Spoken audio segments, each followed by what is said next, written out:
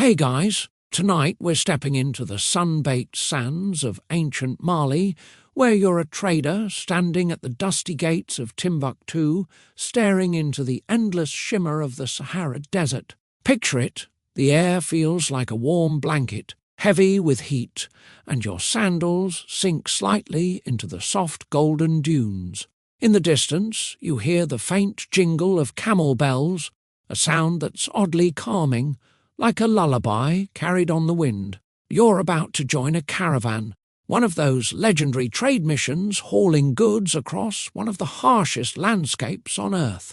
Spoiler alert, you probably won't survive this without a camel giving you the stink eye or a sandstorm ruining your day. But don't worry, we're keeping this slow, soothing and perfect for drifting off to sleep.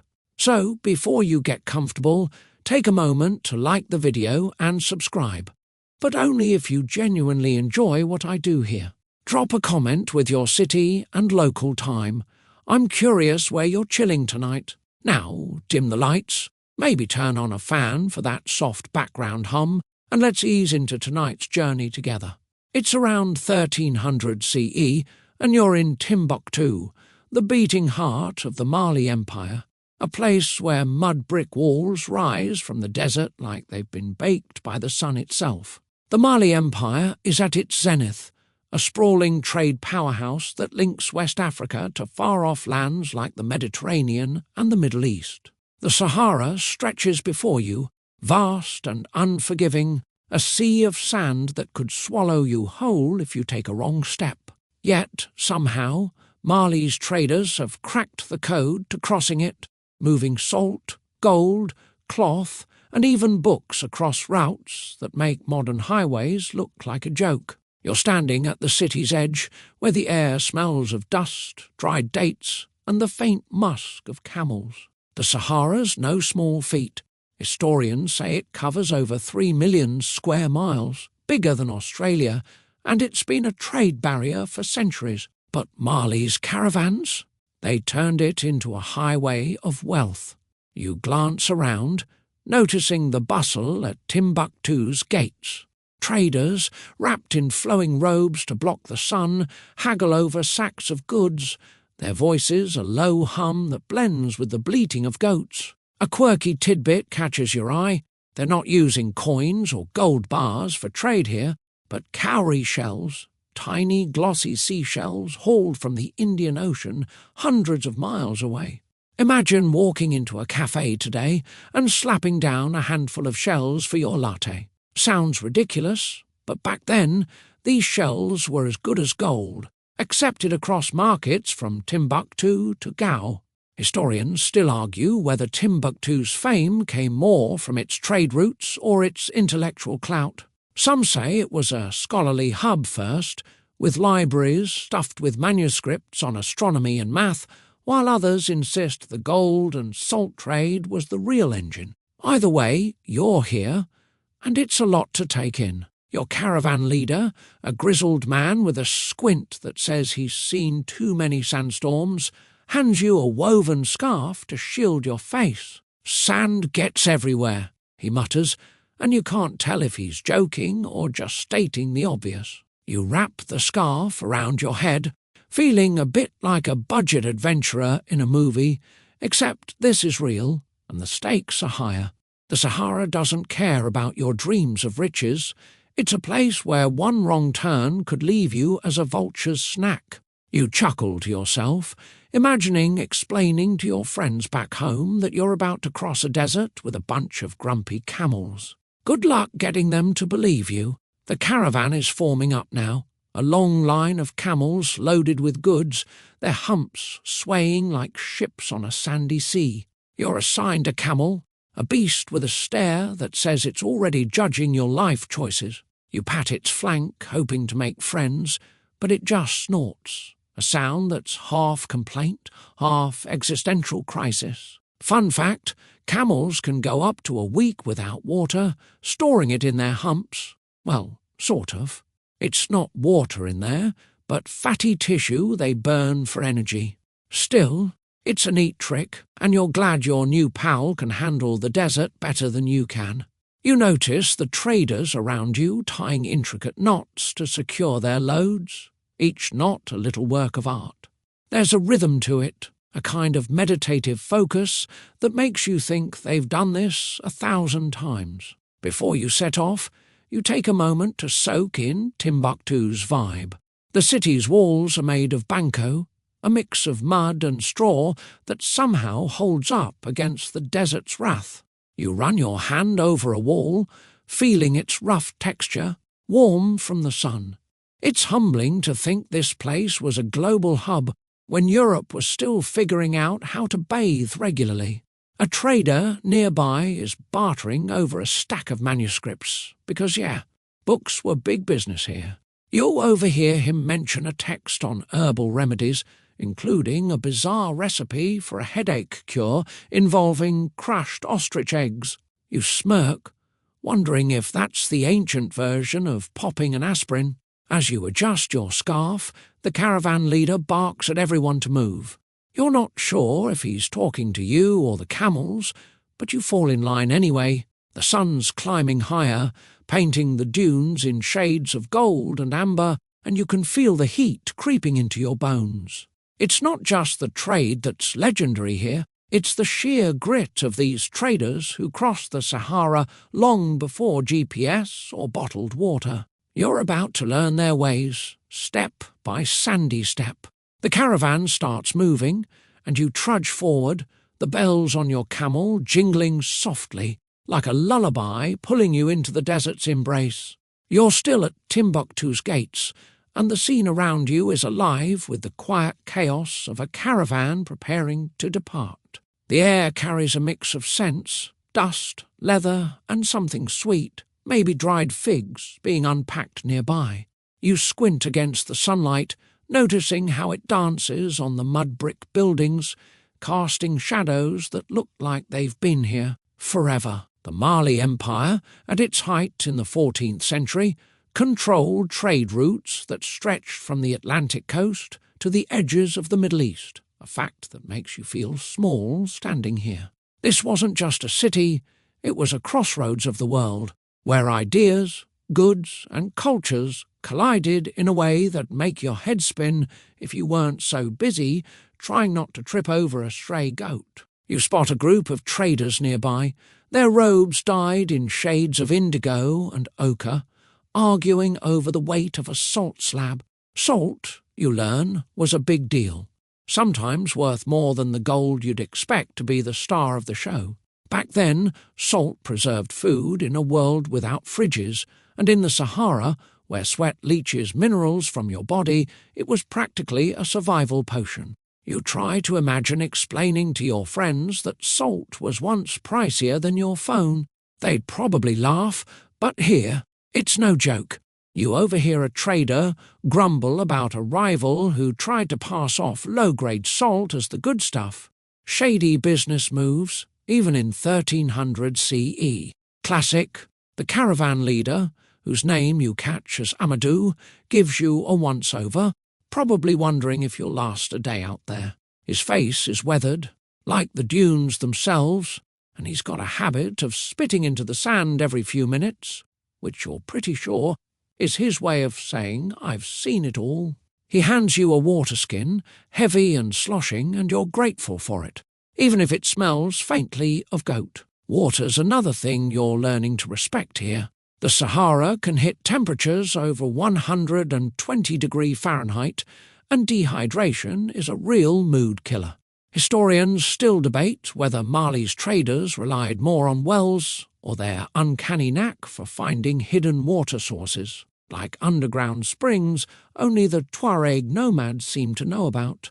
You take a step toward your camel, which you've decided to call Grumpy for obvious reasons. It's chewing on something, maybe a thorn bush, maybe its own regrets, and you're not sure how you're supposed to bond with this thing. You notice the traders around you have a way with their animals, whispering to them in a low, sing-song tone that seems to work better than any pep talk you've ever heard. One trader, a woman with a scarf embroidered with tiny stars, tells you her camel once carried her through a sandstorm by sheer stubbornness. "They're smarter than us," she says with a grin, and you're not sure if she's joking or if you should start taking notes. The gates of Timbuktu are behind you now, and the desert lies ahead, a golden expanse that's both beautiful and terrifying. You adjust your scarf again, feeling the grit of sand already sneaking into places it shouldn't. The caravan's starting to move, a slow, swaying line of camels and traders stretching into the distance. You fall into step, your sandals crunching on the ground, and the rhythm of the bells starts to lull you. It's not just a journey you're on, it's a ritual, one that's been happening for centuries, connecting people across a desert that doesn't care if you make it or not.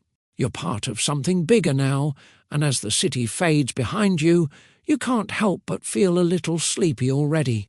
You're trudging away from Timbuktu now, the city's mud-brick walls fading into a hazy shimmer behind you as you focus on the swaying rump of the camel ahead. You're part of a caravan, a long line of beasts and traders snaking through the Sahara's endless dunes, and your job is to load goods onto your camel. Grumpy, as you've named him, because his side-eye game is unmatched. The air's thick with heat, and the sand under your sandals feels like it's been baking in an oven all day. You're learning fast that camels are the backbone of this trade route, but they're not exactly cuddly co-workers. Their stubborn grunts and occasional spits make you wonder if they're plotting a mutiny. Still, the rhythmic clop of their hooves and the soft jingle of their bells are starting to feel like a desert lullaby, perfect for easing you into a drowsy state. Loading a camel, you discover, is an art form, and you're definitely not Picasso. Each beast carries up to 400 pounds of goods, salt slabs, cloth bundles, even the odd stack of manuscripts wrapped in leather. You're handed a heavy sack of cola nuts, a bitter stimulant that West African traders chewed to stay alert. Imagine chugging an energy drink, but it's just a nut that tastes like regret. You tie the sack to Grumpy's saddle, mimicking the intricate knots you saw back at Timbuktu's gates. The trick is balancing the load so the camel doesn't tip over like a poorly packed backpack. You fumble, and Grumpy lets out a groan that sounds suspiciously like he's judging your knot-tying skills. "Give me a break," you mutter, and a nearby trader chuckles, saying, "Camels remember grudges longer than wives." You laugh, but you're pretty sure Grumpy's already writing you into his burn book. The Mali Empire's trade system, thriving in the 14th century, relied on these caravans to move goods across the Sahara, connecting West Africa to North Africa and beyond. Salt from Saharan mines like Tagaza was the big-ticket item, traded ounce for ounce with gold in some markets. You're carrying a few salt slabs yourself, their edges rough against your hands as you secure them. Historians still argue whether the camel's domestication around 3,000 years ago was the real game-changer for Saharan trade, or if it was the Mali Empire's knack for organising massive caravans, sometimes thousands of camels strong. Either way, you're feeling the weight of history as you pat down the load, sand sticking to your sweaty palms. Here's a quirky tidbit. Camels weren't just pack animals, they were status symbols. A trader's wealth was measured by how many healthy camels he owned, kind of like showing off a fancy car today. You notice one trader, a lanky man with a turban so big it blocks the sun, bragging about his camel's pedigree like it's a thoroughbred horse. You roll your eyes, but you can't help wondering if Grumpy's got some hidden noble blood, or at least a better attitude buried somewhere. You try whispering to him like you saw that star-scarf woman do back in Timbuktu, but he just flicks his tail, smacking you in the face. Nice one, Grumpy. You're starting to think this camel's got a better sense of humour than you do. The loading process is slow, deliberate, almost meditative. You're surrounded by other traders, each moving with a practiced calm, their hands deftly tying ropes and adjusting loads. The sun's climbing higher, painting the dunes in shades of amber, and you're already sweating through your robe. You take a sip from your water skin, The water, warm and slightly leathery, but it's a lifeline in this heat. You remember Amadou, the caravan leader, warning you to ration it. Water's scarcer than a good Wi-Fi signal out here. The Sahara's vastness is sinking in now.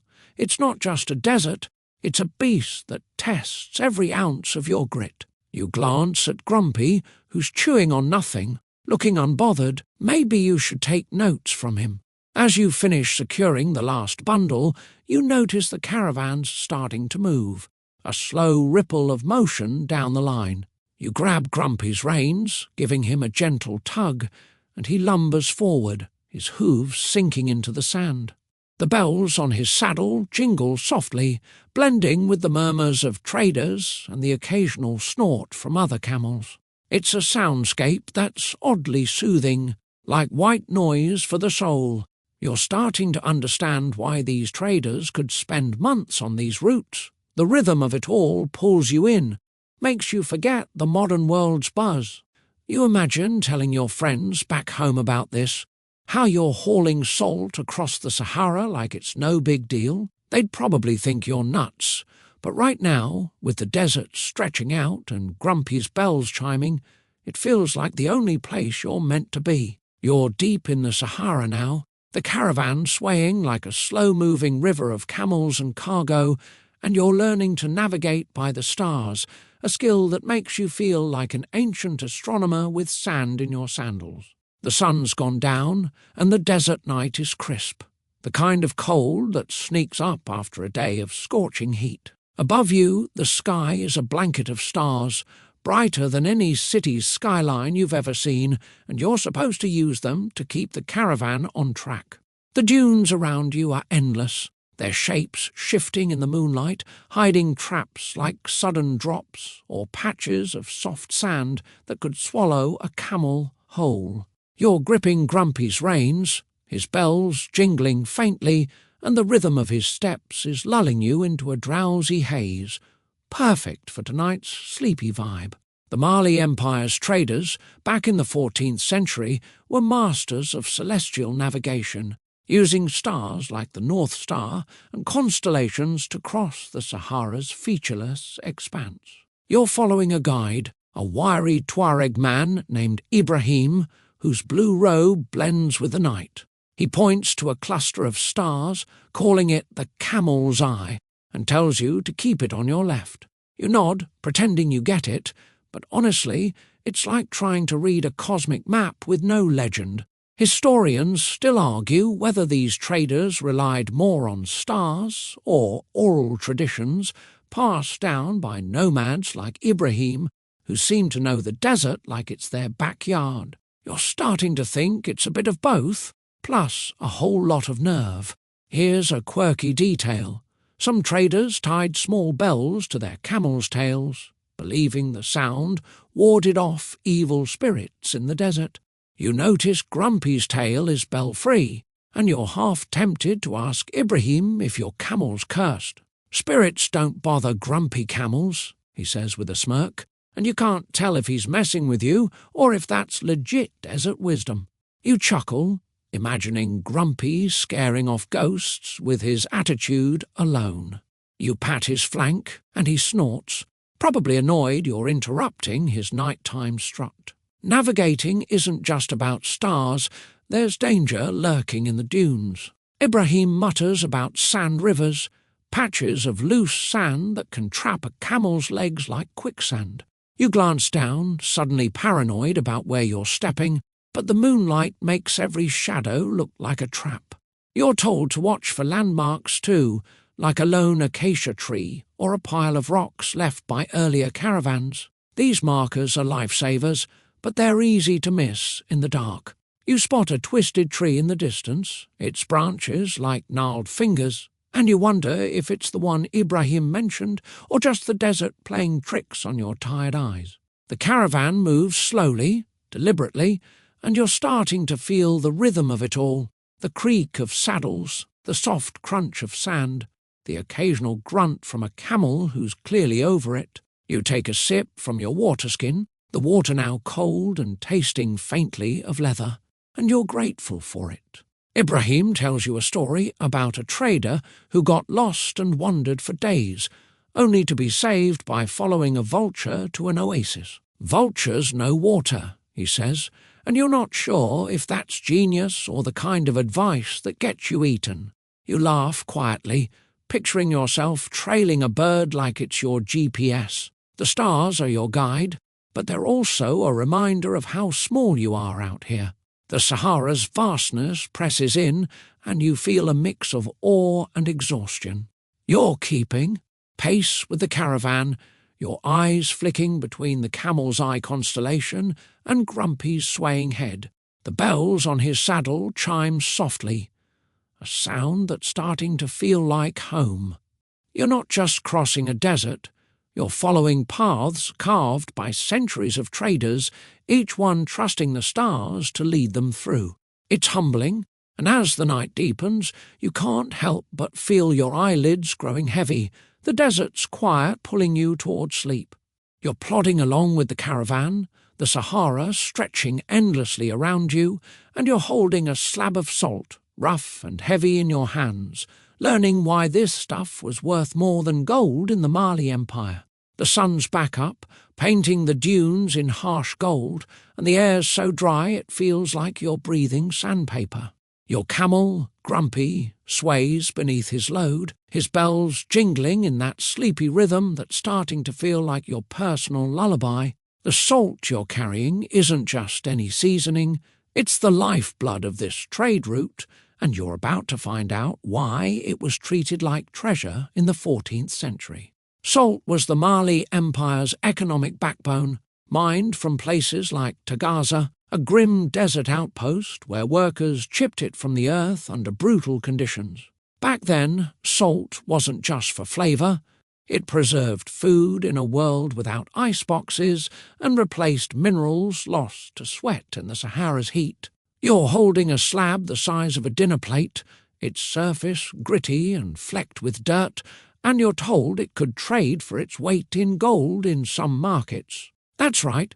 Sprinkle this on your fries, and you're basically a millionaire. Historians still argue whether salt's value came more from its practical uses or its rarity in West Africa, where it had to be hauled hundreds of miles across the desert.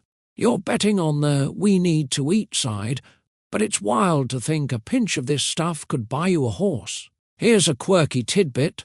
Some traders carved their salt slabs into shapes, like discs or cones, to make them easier to stack on camels. You notice one slab in the caravan etched with a crude spiral, almost like a piece of art. You jokingly ask a trader, a wiry woman named Fatou, if it's for decoration. She laughs, her voice like a dry wind, and says, "Easier to carry, harder to steal." You grin, imagining a thief trying to run off with a giant salt disc under their arm. Good luck with that, buddy. You tuck your slab into Grumpy's saddlebag, careful not to chip it, and he gives you a look that says he's not impressed with your packing skills. You're starting to get why salt was such a big deal. In the caravan, you see traders checking their slabs like they're guarding family heirlooms. One guy, with a beard that looks like it's seen a few sandstorms, brags about a deal he made in Gao, swapping salt for a pile of cola nuts and a fancy dagger. You're tempted to ask if he threw in a camel for free, but you keep quiet, not wanting to push your luck. The desert's teaching you to listen more than you talk, a lesson you're pretty sure Grumpy approves of, judging by his smug snort. The caravan's pace is slow, almost hypnotic, and you're feeling the weight of the salt in more ways than one. It's not just cargo, it's a symbol of survival, wealth, and the Mali Empire's genius for turning a desert into a trade empire. You run your fingers over the slab again, feeling its rough edges, and wonder how many hands it passed through before yours. The sun's climbing higher, and you pull your scarf tighter, remembering that sandstorm warning from Timbuktu. Sand and salt don't mix well in your eyes. The bells on Grumpy's saddle chime softly, blending with the creak of ropes and the murmur of traders. It's a sound that pulls you deeper into the desert's rhythm, making your eyelids droop as you trudge on, one sandy step at a time.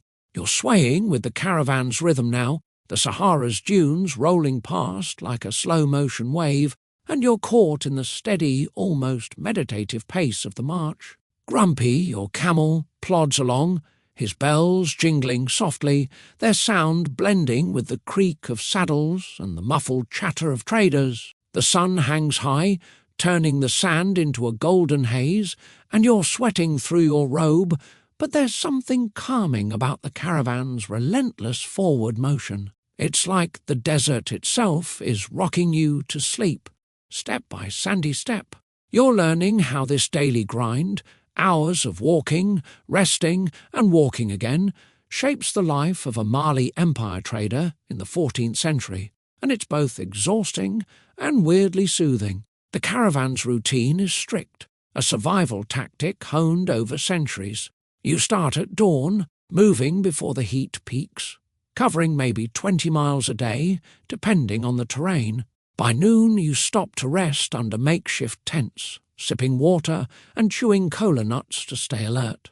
The Mali Empire's trade routes, stretching from Timbuktu to cities like Jen, relied on this disciplined pace to keep goods flowing, salt, gold and cloth, crossing the Sahara to markets as far as Morocco. Historians still argue whether the caravan's success came more from their organisation or the sheer endurance of traders like you. You're leaning toward endurance because your legs are screaming, and you're only a few days in. Here's a quirky detail.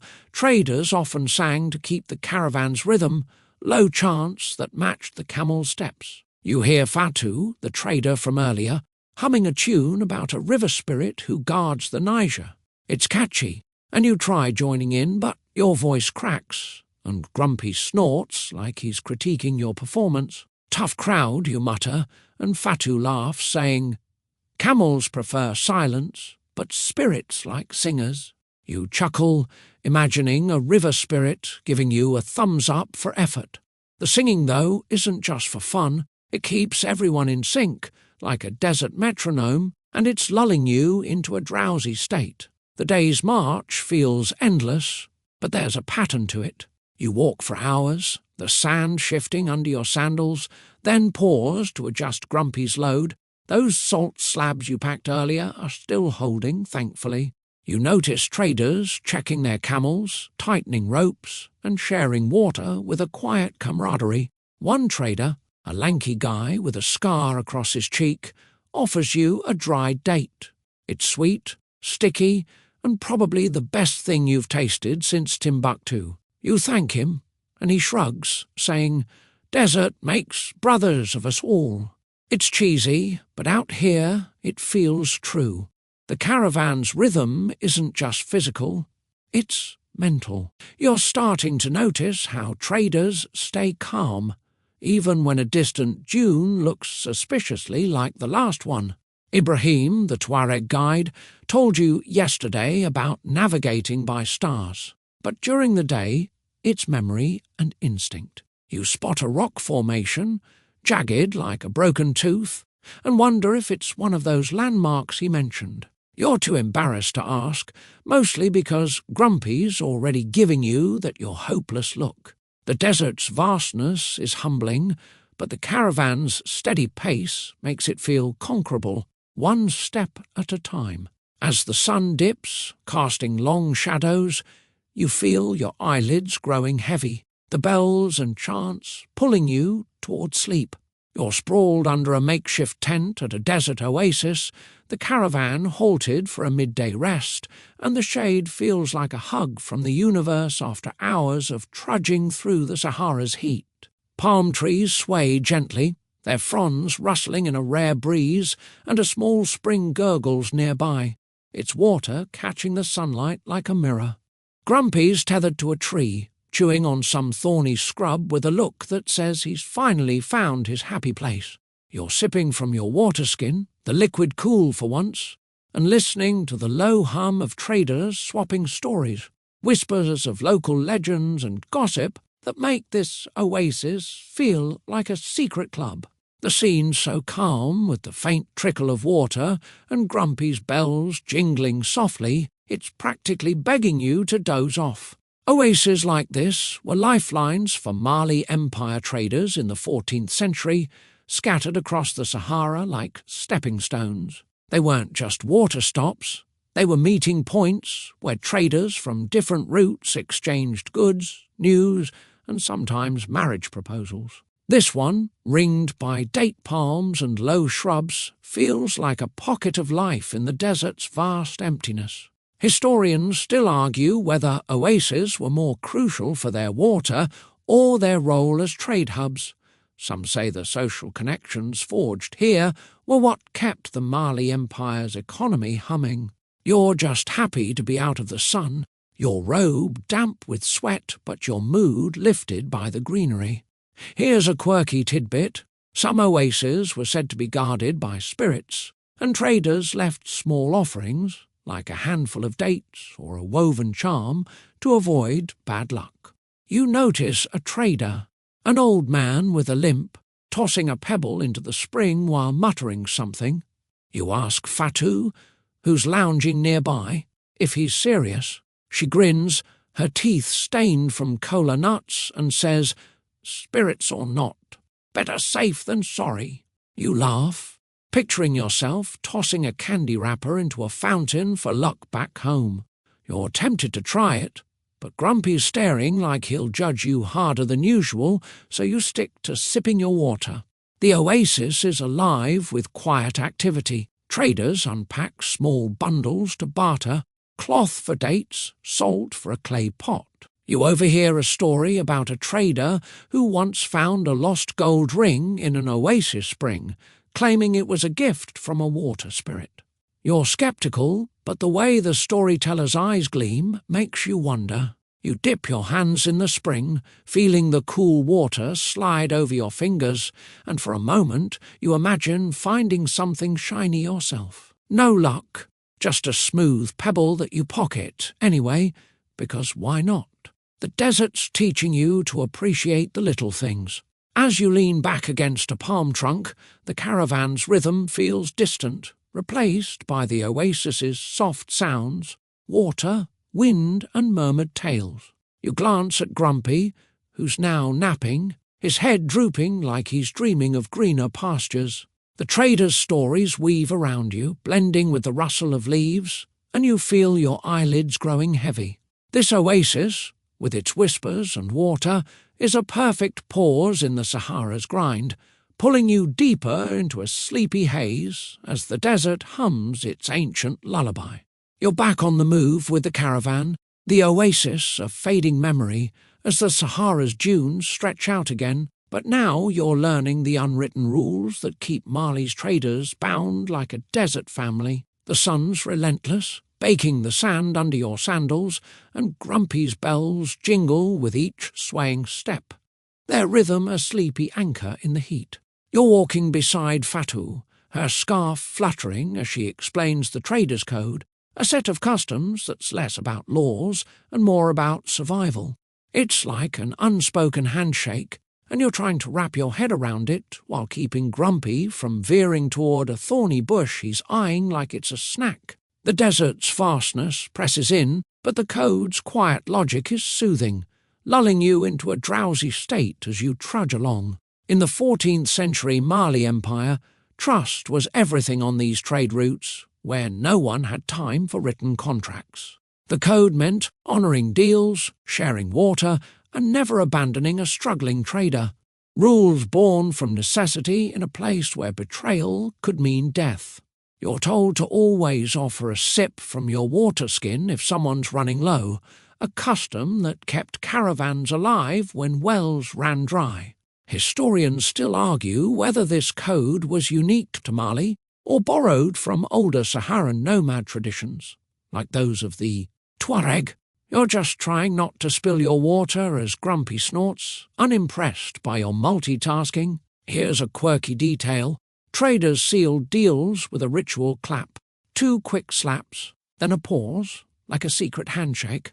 You watch 2 traders do it nearby, their hands moving in sync, and you try it with Fatou, but your timing's off, and she laughs. You clap like a camel walks, she teases, and you grin, imagining Grumpy giving you a slow clap for effort. You're starting to see why this code matters. It's not just about trade, it's about keeping everyone human out here, where the desert doesn't care if you make it. You notice the caravan's unspoken hierarchy. Veterans like Amadou, the grizzled leader, get first pick of resting spots, while newbies like you get the sandy leftovers. But the code evens things out. When a young trader's camel stumbles, spilling a salt slab, others help reload it without a word. You pitch in, dusting off the slab, and the trader nods, a silent thank you. It's humbling, like joining a club you didn't know you needed. You joke to Fatou that this is like a desert version of No Man Left Behind, and she nods, saying, "Sand buries the selfish first." Her tone's light, but the truth lands heavy. The caravan's rhythm pulls you forward, the bells and footsteps blending into a soft hum. You're starting to feel the code in your bones. Share, respect, endure. It's not just about surviving the Sahara, it's about belonging to something bigger. As the dunes roll past, you tug Grumpy's reins, his bells chiming like a gentle reminder to keep going. Your eyelids droop, the desert's heat and the code's quiet wisdom wrapping you in a sleepy haze, one step closer to drifting off. You're trudging through the Sahara's endless dunes, the caravan's bells jingling softly, and now you're handling gold, shimmering dust that makes the Mali Empire's wealth legendary. The sun's high, casting a golden glow over the sand, and you're sweating through your robe as you carefully pour a small leather pouch of gold dust into a clay jar, its weight heavier than you expected. Grumpy sways beside you, his load of salt slabs secure, but this gold feels like the real treasure, even if it's just a pinch. The desert's vastness stretches around you, but the sparkle in your hands pulls you into a drowsy focus, the rhythmic crunch of sand underfoot lulling you towards sleep. Gold was the Mali Empire's calling card in the 14th century, mined from regions like Bambouk and traded across the Sahara to Europe and the Middle East. This dust, sifted from riverbeds, powered Timbuktu's markets and made kings like Mansa Musa famous. You're holding just enough to buy a camel or two, but you're told to guard it like your life depends on it, because it might. Historians still argue whether gold's value came more from its rarity or the Mali Empire's savvy in controlling its flow, keeping prices high. You're just trying not to spill any, because losing even a speck feels like dropping your phone in a puddle. Here's a quirky tidbit. Some traders mixed gold dust with wax to form tiny pellets, easier to carry and harder to lose in the sand. You watch Fatou shape one, her fingers deft, and you try it, but your pellet looks like a lumpy raisin.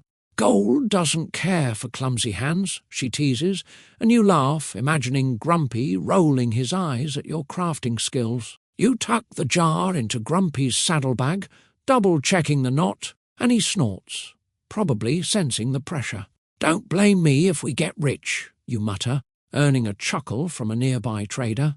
The caravan's pace is slow, deliberate, and you're starting to feel the weight of the gold in more ways than one. It's not just wealth, it's a magnet for bandits, and you've heard whispers of raids on smaller caravans. You glance at the dunes, half expecting a shadowy figure, but it's just sand and heat playing tricks.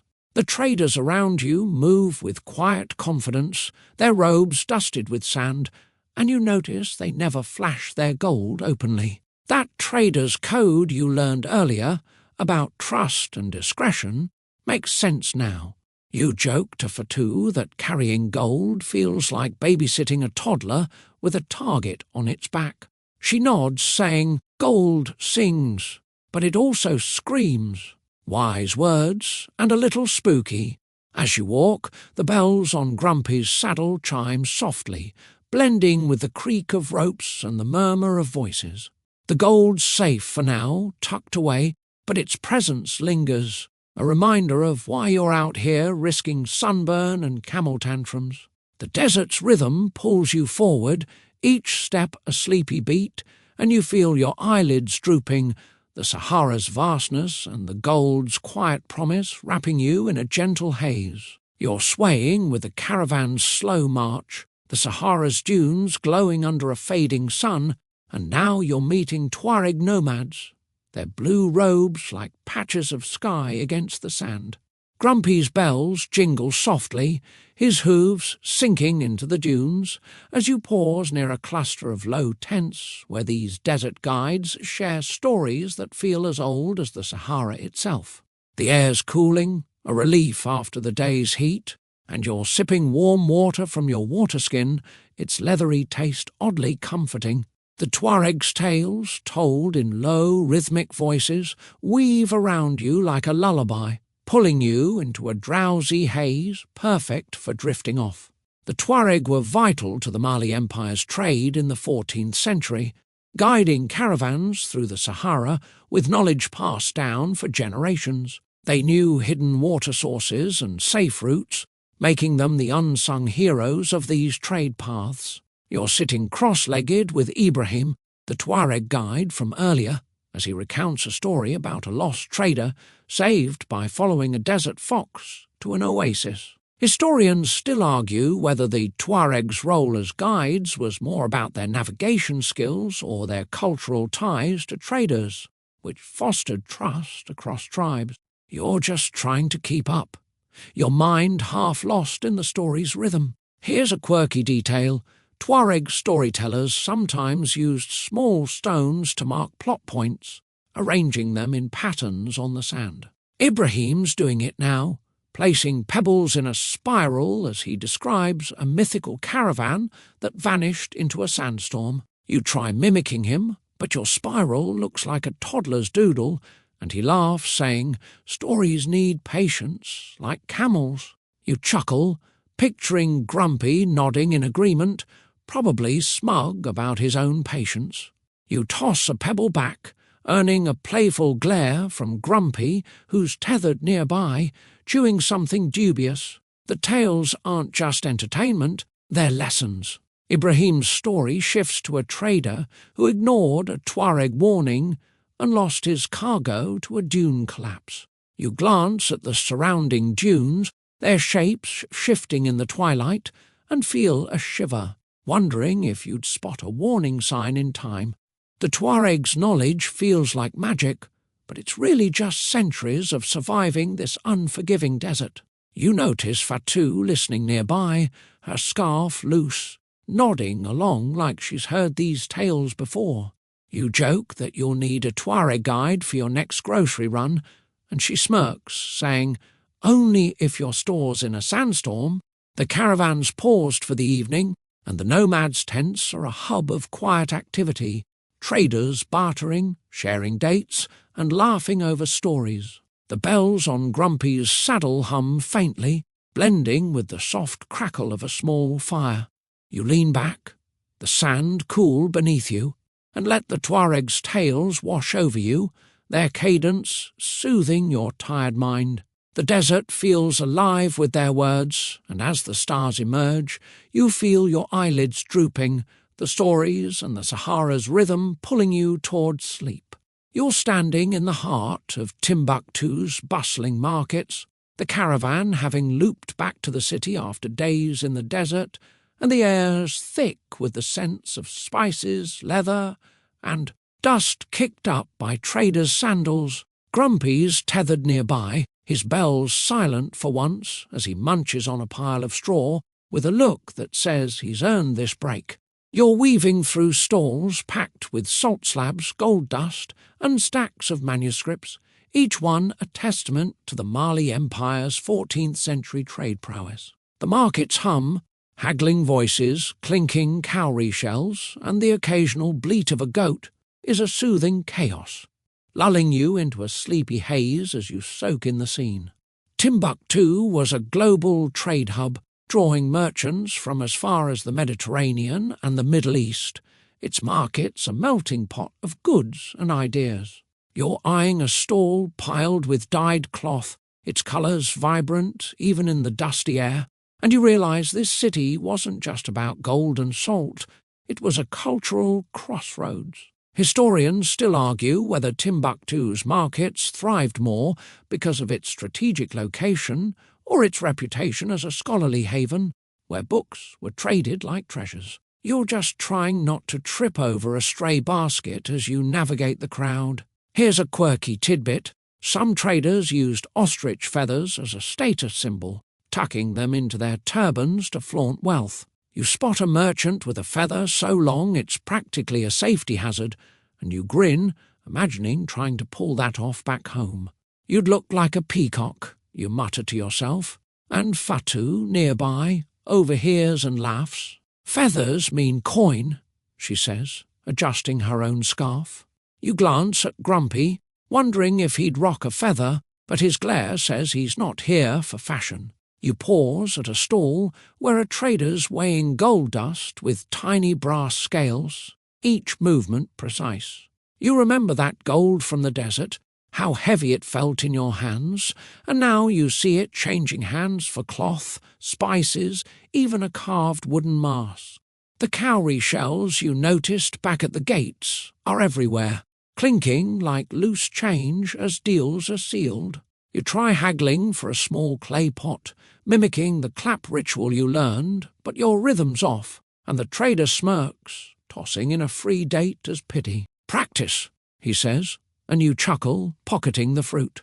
The market's rhythm is hypnotic, a blend of voices and movement that feels like a living pulse. You weave past a scribe selling manuscripts, their pages filled with Arabic script, and wonder about the stories they hold. Maybe herbal remedies like that ostrich egg cure you heard about. The desert's still out there, but here, Timbuktu feels like the centre of the world. Its market's a place where every step pulls you deeper into a sleepy, timeless flow. You're back with the caravan, the bustle of Timbuktu's markets, a distant hum, and now you're learning the art of calming Grumpy, your camel, whose attitude could sour milk faster than the Sahara sun. The dunes stretch endlessly around you, the air heavy with midday. Heat, and Grumpy's snorting like he's got a personal vendetta against the sand. His bells jingle faintly, a sleepy rhythm that anchors you as you try odd techniques to keep him from throwing a full-on camel tantrum. The caravan's slow sway and the soft crunch of sand underfoot are pulling you into a drowsy haze, perfect for drifting off as you fumble through this desert pet therapy. Camels were the lifeline of the Mali Empire's 14th century trade routes, carrying goods across the Sahara with a stubbornness that outmatched the desert itself. A well-cared-for camel could make or break a trader's journey, so knowing how to keep them calm was as crucial as navigating by stars. You're trying to mimic Ibrahim, the Tuareg guide, who's whispering to his camel in a low sing-song tone like he's telling it a bedtime story. Historians still argue whether these calming rituals were rooted in practical animal handling or steeped in cultural beliefs about camels as spiritual companions. You're just hoping Grumpy doesn't spit in your face again. Here's a quirky tidbit. Some traders rubbed their camels' noses with a mix of crushed herbs, believing it soothed them like a desert aromatherapy session. Ibrahim hands you a small pouch of dried mint and something that smells like burnt grass, instructing you to try it. You dab some on Grumpy's snout, and he sniffs, then gives you a look that says, "Really? This is your plan?" You laugh, muttering, "At least you smell better than me now." Fatu, walking nearby, grins and says, "Camels like mint, but they love silence more." You're starting to think she's right, especially since Grumpy's still glaring. You try another trick, stroking Grumpy's neck in slow, rhythmic pats, copying a trader who swears it mimics a camel's heartbeat. It works, sort of. Grumpy stops grumbling, though his tail flicks like he's plotting revenge. You notice other traders using their own methods, One hums a tune, another offers a handful of thorny scrub as a peace offering.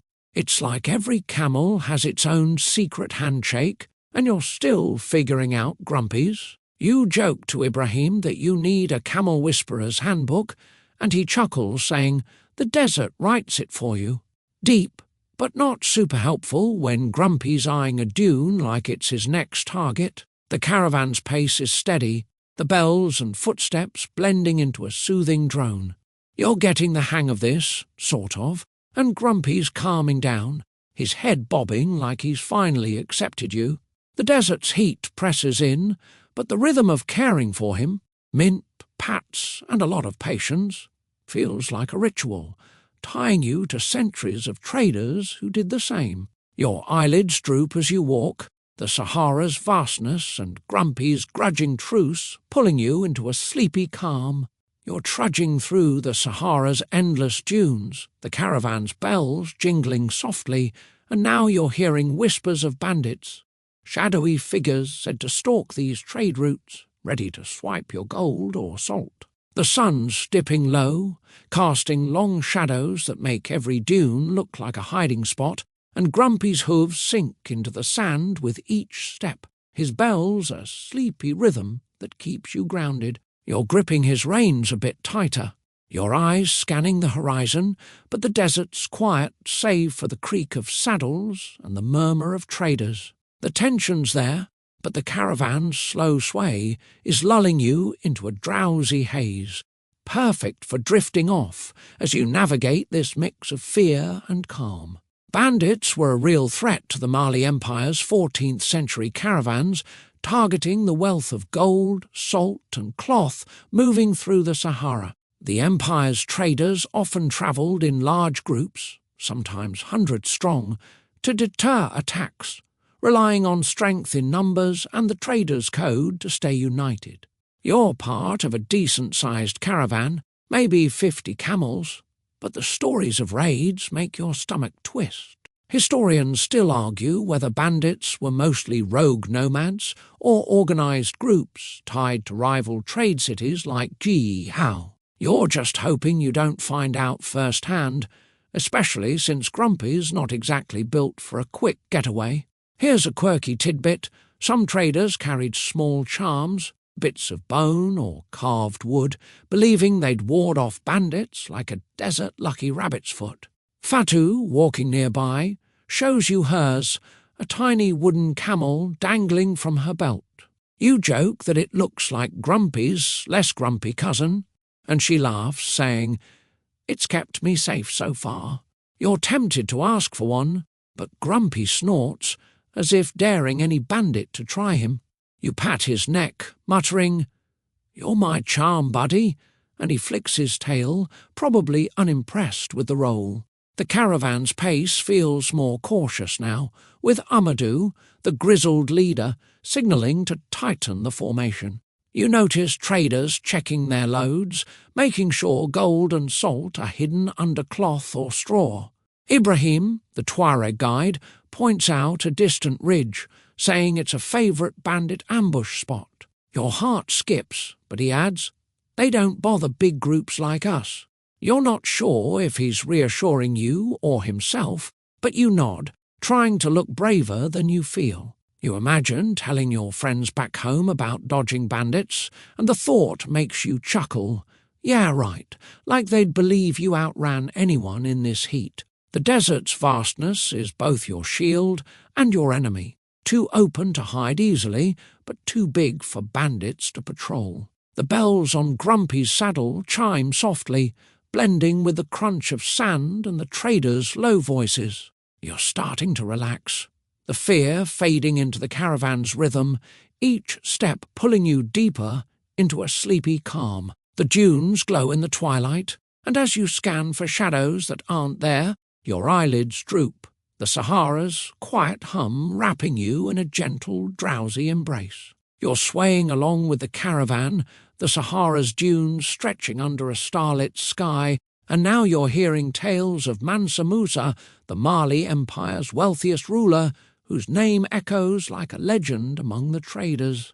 Grumpy's bells jingle softly, his hooves plodding through the cool night sand, and you're wrapped in your robe, the desert's chill creeping into your bones. The traders' voices are low, almost reverent, as they share stories of Musa's gold-soaked pilgrimage, their words weaving a hypnotic spell that pulls you into a sleepy haze. The caravan's rhythm, bells, steps, and murmured tales, is like a lullaby, perfect for drifting off as you soak in the legacy of this desert king. Mansa Musa, who ruled in the early 14th century, was so rich his 1324 pilgrimage to Mecca crashed gold prices in Egypt for years, a fact that still boggles the mind. He travelled with thousands of followers, camels laden with gold, and gave away so much wealth that markets couldn't keep up. You're listening to Fatu, her scarf glinting in the starlight, as she describes Musa's caravan, 100 camels, each carrying 300 pounds of gold. Historians still argue whether his wealth came mostly from controlling gold mines or mastering trade routes like the one you're on. You're just trying to imagine that much gold without your jaw hitting the sand. Here's a quirky tidbit. Musa's pilgrims supposedly carried staffs topped with golden orbs, like walking bling. A trader nearby, an old man with a raspy voice, claims his great-grandfather saw one and said it shone like a second sun. You joke to Fatu that you'd settle for a golden stick to lean on right now, and she chuckles, saying, "Grumpy's worth more than gold out here." You glance at your camel, who's chewing nothing with a smug look, and mutter, debatable. His snort feels like a comeback, and you laugh, the sounds swallowed by the desert's quiet. The stories paint Musa as larger than life, but human too. Fatu tells of his return to Mali building mosques and schools, like the famous University of Sankore in Timbuktu. You remember the manuscripts in the market, their pages whispering knowledge, and realise Musa's wealth wasn't just gold, it was ideas. You're starting to feel the weight of his legacy, like the gold dust you handled days ago, heavy with meaning. A trader adds a tale of Musa's kindness, giving alms to a poor nomad, though you wonder if it's true or just desert gossip. Either way, it's soothing, like a bedtime story from a world long gone. The caravan moves slowly, the stars above bright enough to guide you, just like Ibrahim taught. Grumpy's bells hum, blending with the traders' voices, and you feel your eyelids drooping. Musa's legend lingers, tying you to this endless desert path, and as the night deepens, the Sahara's calm and the tale's rhythm pull you toward sleep, one gentle step at a time. You're plodding along with the caravan, the Sahara's dunes glowing faintly under a crescent moon, and now you're hearing fables born on these desert trails, stories that feel as much a part of the landscape as the sand itself. Grumpy's bells jingle softly, his hooves sinking into the cool night sand, and you're bundled in your robe, the chill of the desert night brushing your skin. The traders' voices are hushed, weaving tales of mythical creatures and lost caravans, their words blending with the creak of saddles into a soothing hum that pulls you into a sleepy haze. It's the kind of storytelling that makes the Sahara feel alive, perfect for drifting off as you listen. These trade routes, vital to the Mali Empire in the 14th century, were more than paths for gold and salt. They were highways for stories, carrying myths across West Africa. Traders like Fatu and Ibrahim share tales to pass the long nights, from spirits guarding oases to ghostly caravans that vanish in sandstorms. Historians still argue whether these fables were meant to teach survival skills or simply keep morale high in the face of the desert's dangers. You're just trying to keep up, your mind half lost in the rhythm of their words and Grumpy's steady steps. Here's a quirky tidbit. Some traders believed a giant serpent, called the Sand Singer, slithered beneath the dunes, humming to guide lost travellers. Ibrahim, his blue robe barely visible in the moonlight, tells you about a trader who swore he heard the serpent's hum before finding water. You joke that it sounds like Grumpy's snoring, and Fatu laughs, saying, "Your camel's no singer, but he's got spirit." You pat Grumpy's flank, and he snorts, probably offended by the comparison. You're starting to think every dune hides a story, and you're not sure if that's comforting or creepy. One tale sticks with you, a caravan that strayed into a forbidden valley only to be led out by a glowing jackal. Ibrahim says it's a warning to stick to known routes, but you can't help imagining a jackal with a lantern, like some desert tour guide. You chuckle, picturing yourself following it and ending up at a camel spa instead of an oasis. The trader's stories aren't just entertainment, they're lessons, weaving survival with wonder. You notice Fatu tucking a small stone under her scarf, a charm like the one she showed you to ward off bandits. Maybe it's for the sand singer too. The caravan's pace is slow, the bells and footsteps a gentle drone.